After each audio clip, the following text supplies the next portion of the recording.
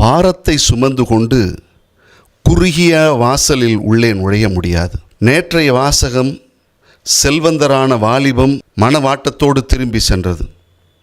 இன்றைய வாசகம் செல்வம் மனிதனை எப்படியெல்லாம் கட்டுப்படுத்துகிறது என்பதை குறித்து.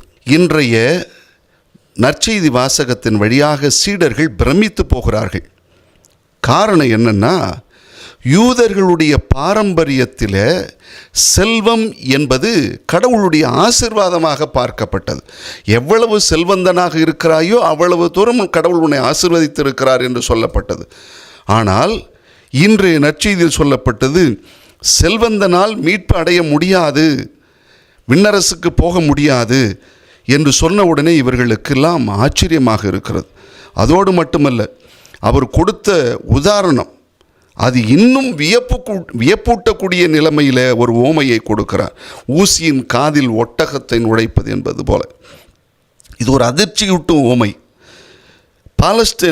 பாலஸ்தீனத்தில் மிகப்பெரிய விலங்கு எது என்று சொன்னால் ஒட்டகத்தை தான் சொல்வார்கள். சிறியது என்று சொன்னால் தையலுக்கு பயன்படுத்தப்படுகிற மிகச்சிறிய கருவியாக ஊசியும், அதிலும் மிகச்சிறியது எது என்றால் ஊசியினுடைய காதையும் சொல்லுவார்கள். இந்த ஒரு ஓமையை சொல்லி இந்த ஊசியின் காதில் ஒட்டகம் நுழைவது என்கிற ஓமையை சொன்னவுடனே இவர்களெல்லாம் அதிர்ச்சி அடைந்து போகிறார்கள். செல்வம் வைத்திருப்பது பாவம் அல்ல, செல்வம் நம்மை ஆள்வது தான் பாவம். அதுதான் நமக்கு கெடுதலை கொடுக்கிறது. செல்வம் நம்மை எந்த விதத்திலும் மீட்படைய கட்டுப்படுத்திவிடக்கூடாது என்றுதான் நமக்கு சொல்லுகிறார். விவிலியத்திலே ஆபிரகாம், யோசேப், யோபு இவர்களெல்லாம் மிகப்பெரிய செல்வந்தர்கள். ஒரு மனிதனின் உள்ளத்தில் எந்த இடத்தை பிடித்திருக்கிறது என்பதை யோசிக்க வேண்டும். செல்வத்தினால் இவர்களுக்கு ஆபத்து இருந்ததா என்றால் இல்லை. ஆனால் இன்றைய கால சூழலில் செல்வம் எந்த அளவுக்கு நம்மை கட்டுப்படுத்துகிறது, அது எந்த அளவுக்கு நமக்கு ஆபத்தாய் மாறுகிறது என்பதை குறித்து யோசிக்க வைக்கிறது. 3 விஷயங்களை சொல்கிறேன். பணம் இருந்தால் எதையும் செய்து விடலாம். False security. பணம் இருந்துச்சுன்னா போதும், என்னுடைய நோய் நொடியிலிருந்து நான் காப்பாற்றிக்குவேன். பணம் இருந்ததுன்னா போதும், 10 பேர் என் கூட நிற்பான். பணத்தை தூக்கி போட்டால் அத்தனை பேர் எனக்கு உதவி செய்வாங்க. மீட்பை கூட நான் விலை கொடுத்து வாங்கி விடுவேன் என்கிற ஒரு எண்ணத்தை நாம் வைத்திருக்கிற செல்வம் நமக்கு கொண்டு வந்து விடுகிறது. இது ஒரு மிகப்பெரிய தடையாக இருக்கிறது. 2வதாக, செல்வம் நம் இதயத்தை கடினப்படுத்தி விடுகிறது.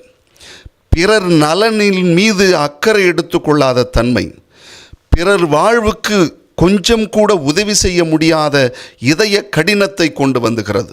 உதாரணம், செல்வந்தரும் லாசரும் ஓமையை நாம் யோசிக்கலாம். எந்த ஒரு மனிதனும் செல்வத்தினால் தன் இதயத்தை கடினப்படுத்தி கொண்டால் அது ஒரு மிகப்பெரிய தடையாக மாறுகிறது.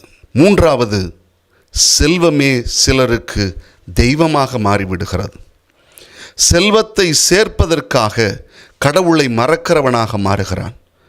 செல்வத்துக்காக கடவுளுடைய காரியங்களை மறக்கிறான். ஏன்? செல்வத்துக்காக தன்னுடைய ஆன்மீகத்தையும் மறக்கிறான்.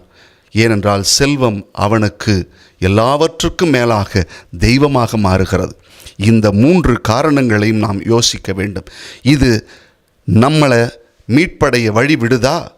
செல்வம் நம்மை மீட்படைய வழி விடுகிறதா என்று யோசித்து பாருங்கள்.